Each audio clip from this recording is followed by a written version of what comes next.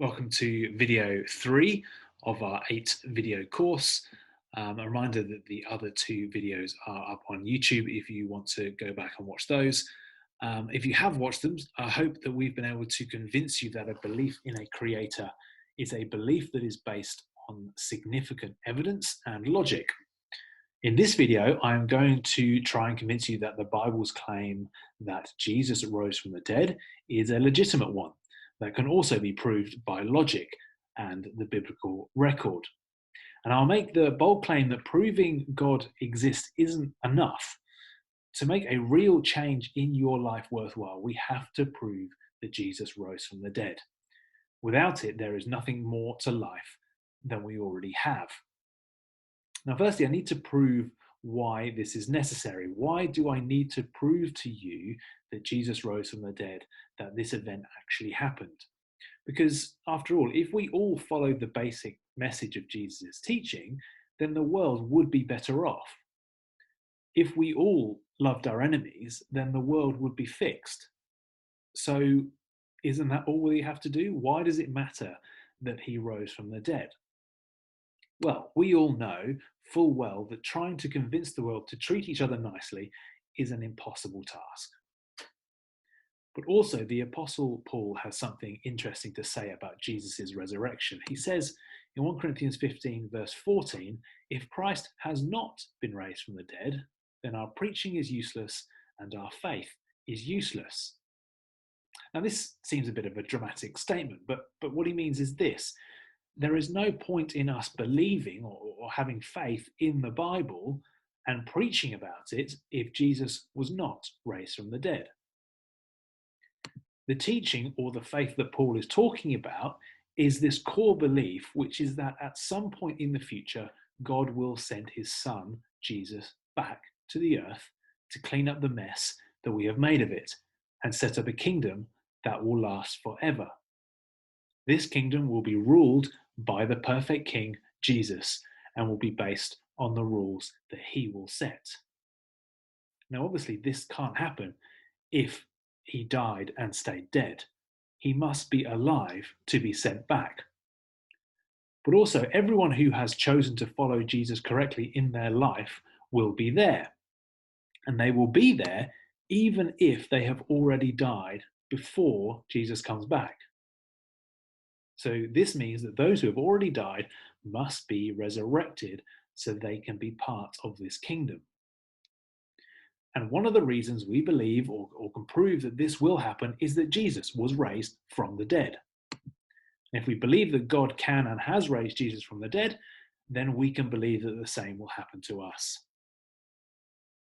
And that is why Paul, in that verse we looked at, says that if Jesus did not get resurrected, then our faith is useless. Because if Jesus didn't rise from the dead, then neither will any of us. And our hope in this future kingdom is null and void, and we may as well just forget this whole Christian thing.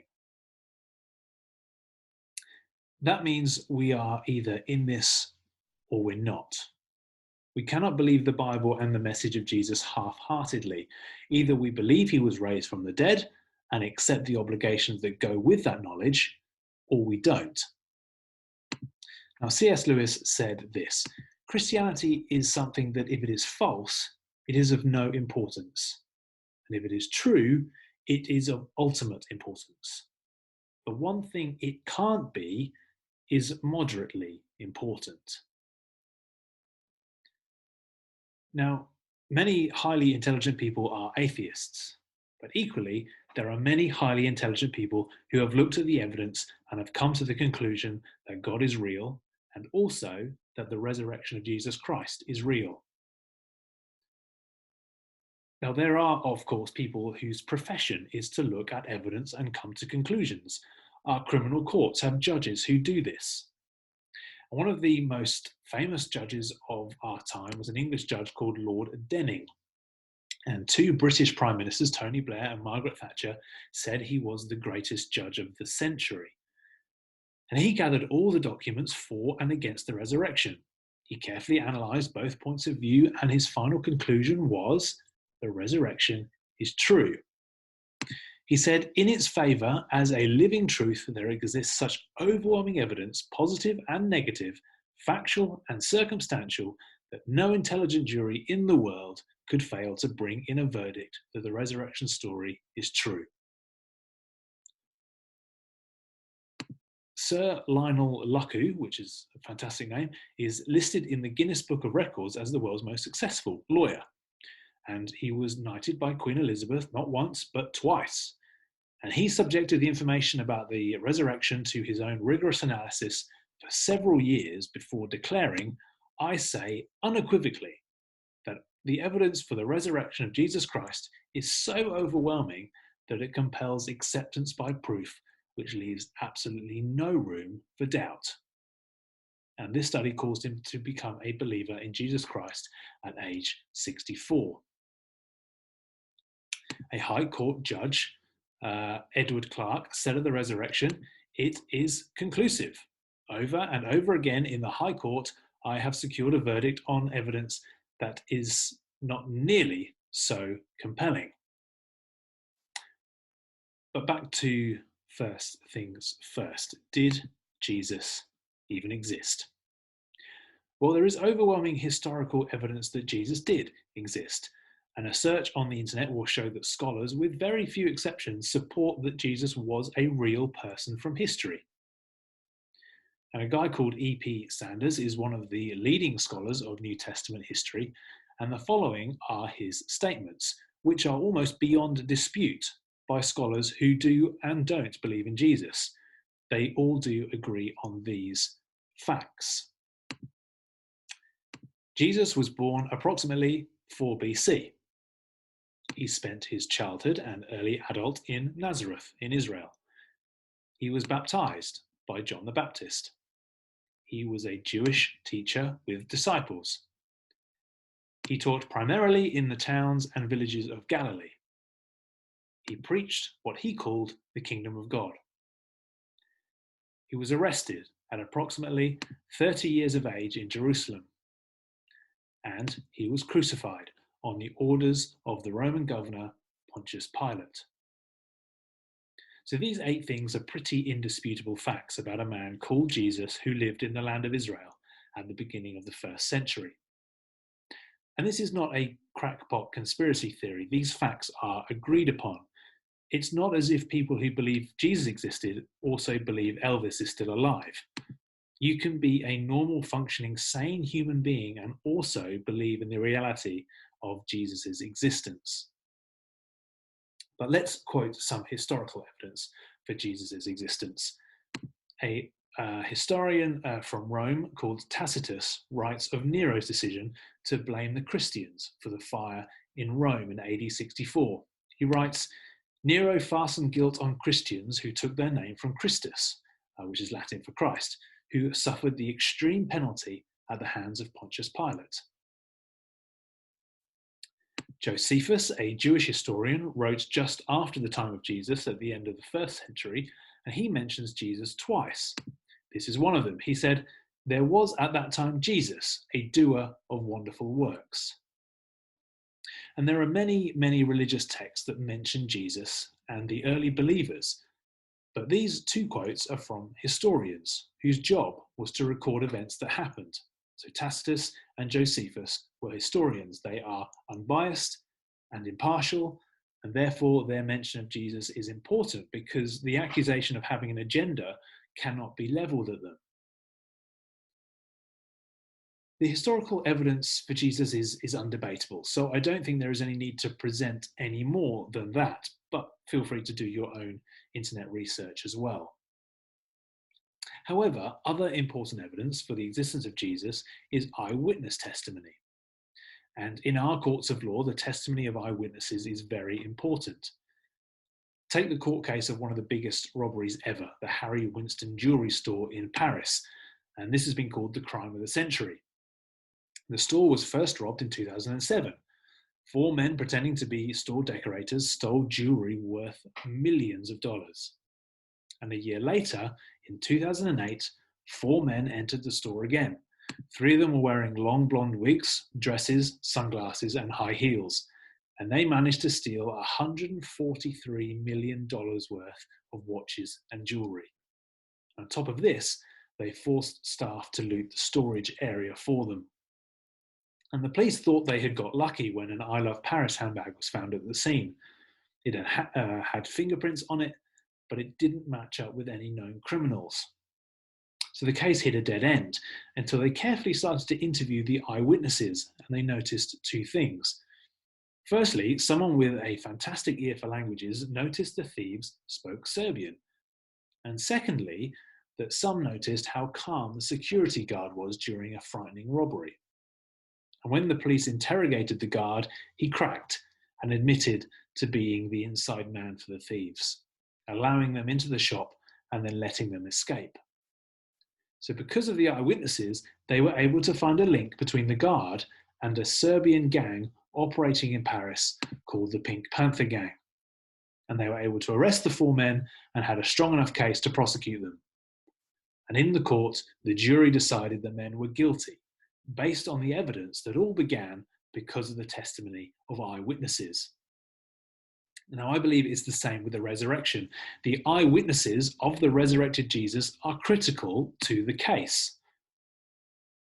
Now, opposing lawyers would say any eyewitnesses to Jesus' resurrection are dead, and of course, they would be correct. But just because they are dead doesn't make their statements made while they were alive any less credible. Now, I'm sure you've heard of the gospel writers Matthew, Mark, Luke, and John. Now, of these four, Matthew and John claim to be eyewitnesses themselves, and Mark and Luke say they are compilations of other people's eyewitness accounts. So, if this was an actual court case to decide whether the life, death, and resurrection of Jesus actually happened, these four writers would be considered very important, and their evidence would be highly regarded. So the first thing you have to determine is whether you can trust these sources of information. Well, any evidence given by a witness at a trial is given under oath, that they say the truth, the whole truth, and nothing but the truth. Now, obviously, Matthew, Mark, Luke, and John can't be present to swear the oath, so we have to decide for ourselves whether their documents are valid. Unfortunately, there is a test scholars use to see if an ancient book is reliable. And this involves judging the amount of time there is between the date the book first being written and the earliest surviving copy. And the agreed amount of time for it to be considered reliable is 1,500 years. Any more than that, and it is questionable as to whether the content can be classed as original. And you can also look at the amount of surviving copies of the work and see how many inconsistencies there are in between them. And this gives you a fair idea as to whether there's been any tampering by those who have recorded, copied, or translated the book. So the less inconsistencies, the more faithful to the original, and the more faith you can put in those who have handled the manuscripts. Now, here is a table comparing evidence of ancient manuscripts, and all of these are considered to be historically accurate. Now, Tacitus and Josephus, who we mentioned earlier, are the ancient historians. So let's briefly explain Tacitus. He was alive and writing in 100 AD, and the earliest copy of his work is from AD 1100. So there is 1,000 years time difference, and there are 20 ancient copies of his work. Now, what is interesting, if you take a closer look at this table, and feel free to pause the video, what is interesting here is that there is more evidence of Tacitus and Josephus existing than of Caesar. Two writers, Herodotus and Aristotle, have a gap of 1,300 and 1,400 years, yet are still regarded as authentic. The best of all is Homer's Iliad. The gap is 500 years, and there are 643 ancient copies, and 95% of them are in agreement. So this is regarded as highly accurate and very authentic. So how does this stack up to the stats on the 4 books of the Gospels? Well, biblical scholars tend to agree that all 4 Gospels were written by the end of the 1st century, with the earliest one being written within about 30 years of the crucifixion of Jesus. Now, there are no surviving complete copies from this time, but the earliest fragments of the Gospels date from about 130 AD onwards. And these fragments are consistent with the earliest full copies, and therefore we can assume that the bits that are missing from these fragments are also accurate. Now, the other way of being confident is that early believers in the first few centuries quote the Gospels in their own writings. And again, these are consistent with the copies in our Bibles today. So, with an educated, reasonable, and widely accepted viewpoint, we can say with confidence that there is an acceptably small gap of just 30 years between the crucifixion and it being first recorded in written form. To add to that, there are 5,600 ancient copies available today and 99.5% accuracy across these copies. So the 0.5% are mostly spelling and word order, so nothing that really changes the message. So the message is 99.95% accurate. This is the start of Luke's Gospel. He says, "Many have undertaken to draw up an account of the things that have been fulfilled among us, just as they were handed down to us by those who were the first eyewitnesses and servants of the word. With this in mind, since I myself have carefully investigated everything from the beginning, I too decided to write an orderly account for you, most excellent Theophilus, so that you may know the certainty of the things you have been taught." Now, we don't know who Theophilus was, but it's obvious that Luke thought he needed an accurate account. And if you read the rest of his book and his second book, the Acts of the Apostles, you will see that Luke writes in a way that shows he sticks to this orderly account. He writes like a historian. He doesn't write like a man who is wacky and believes unprovable things. And if he was writing about anything else, any other event, his words would be considered historically accurate. But because he records supernatural events, like the miracles of Jesus and his resurrection, his work is sadly criticized. Two more quotes from sources outside of the Bible. We have the historian Papias in AD 125, who talks about the gospel writers being eyewitnesses. He says, "Mark carefully recorded Peter's eyewitness observations." And he also wrote that Matthew preserved the teachings of Jesus as well. And in AD 180, Irenaeus, a believer in Turkey and later in France, said, "Luke, a follower of Paul, wrote down in a book the gospel preached by his teacher. Then John, the disciple of the Lord, produced his gospel whilst living in Ephesus." So I think it's fair to say that Matthew, Mark, Luke, and John are highly accurate. They are direct and indirect eyewitnesses who we can accept as evidence.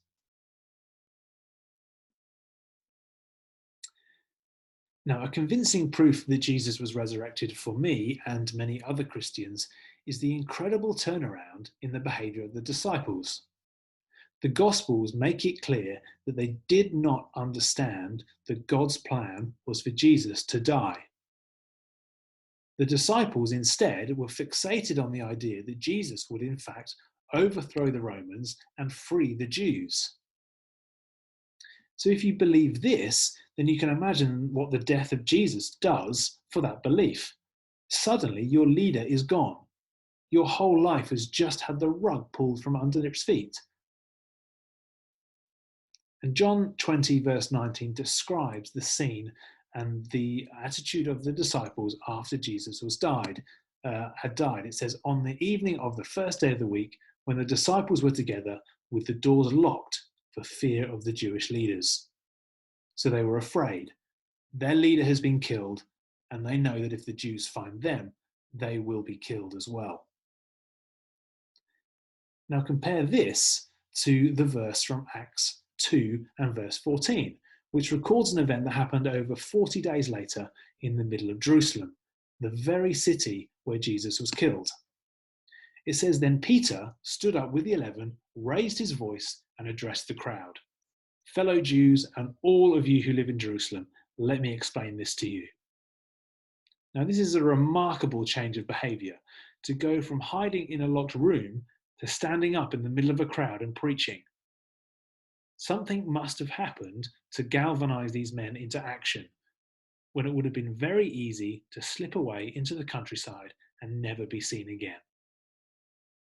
And if we read the rest of that verse from John 20, verse 19, we see what happened. It says, on the evening of that first day of the week, when the disciples were together, with the doors locked for fear of the Jewish leaders, Jesus came and stood among them and said, peace be with you. After he had said this, he showed them his hands and side. The disciples were overjoyed when they saw the Lord.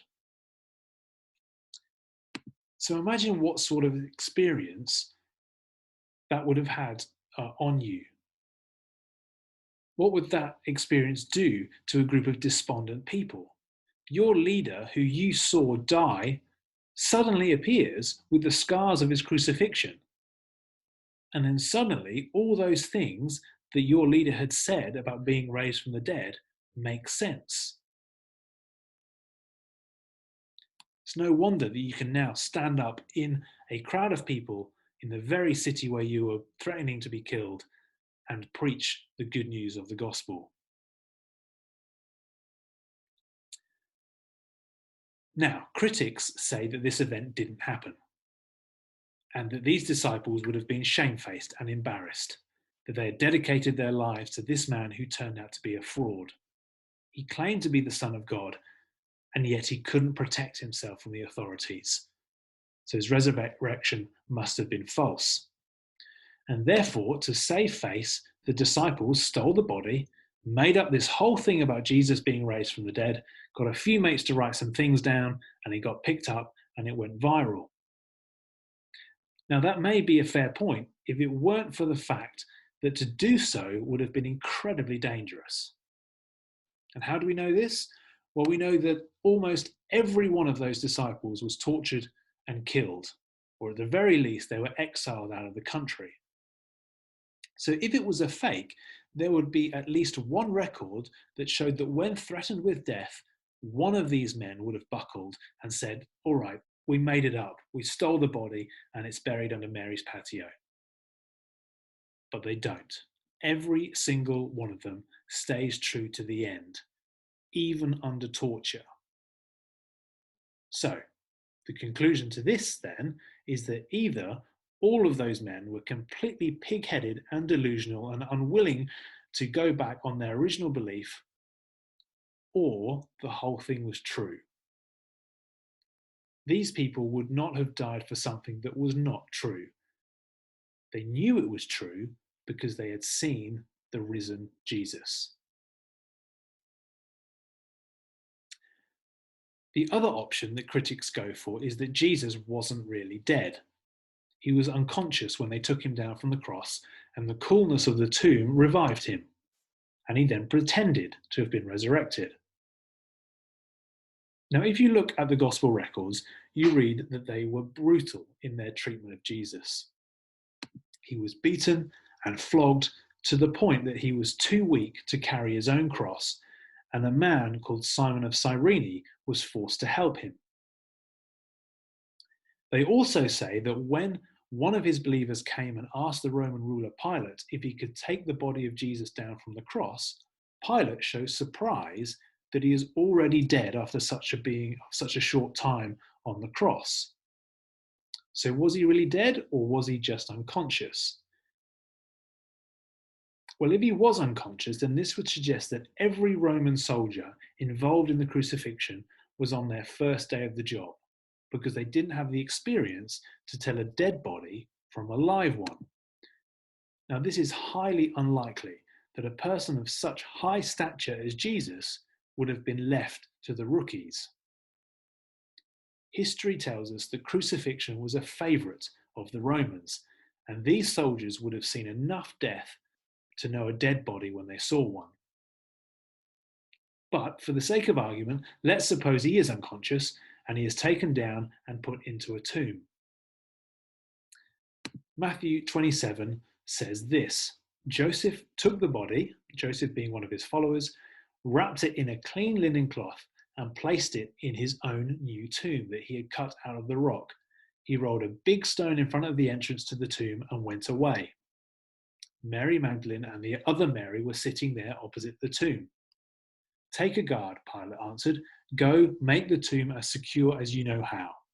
So they went and made the tomb secure by putting a seal on the stone and posting the guard. So, if Jesus was unconscious and not dead, we can assume that he had suffered enough to cause him to be unconscious. That's still quite a beating. Now, he's in the tomb for 3 days, and at some point, he would have to wake up feeling awful and having no idea where he is. There is no food or water, so he would have been extremely weak.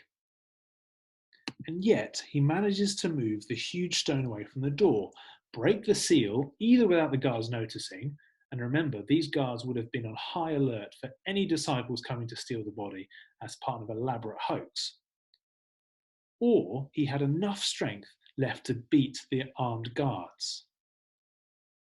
Now, all that is far too implausible to be taken seriously. The reality is, he is definitely dead. There is one final piece of evidence. The rest of the New Testament shows us the way in which the teachings of Jesus and the facts of his resurrection spread across the Roman world like wildfire. The movement of original Christianity is without precedent in the history of the world. It swept the whole known world in a way that has never been seen since. If you look at the early years of Islam from AD 600 to 750, it did have a similar huge growth phase, but it was spread by warfare. Conquer and convert. The mighty Muslim armies took their religion with them. But the early followers of Jesus had no such armies. The government and the main organized religions that existed at the time were totally against them, and yet it still grew. Josephus, writing of Nero's decision to blame Christians for the fire in Rome in AD 64, backs this up. He says the most mischievous superstition, thus checked for the moment, broke out again, not only in Judea, the first source of the evil, but even in Rome. Instead of the death of Christus killing the religion, it grew. Another historian, Pliny, writes to the Emperor Trajan in approximately AD 100, and he writes of Christianity. This contagious superstition has spread through the cities, the villages, and the country. Pagan temples are almost desolate. Now, not only does this prove the spread of Christianity, but also the negative attitudes towards it. And yet, it's still spread. Okay, so after looking at all the evidence in this video, there can only really be 3 possibilities. 1, it wasn't true, and Jesus knew perfectly well it wasn't true, in which case he was a complete and utter fraud.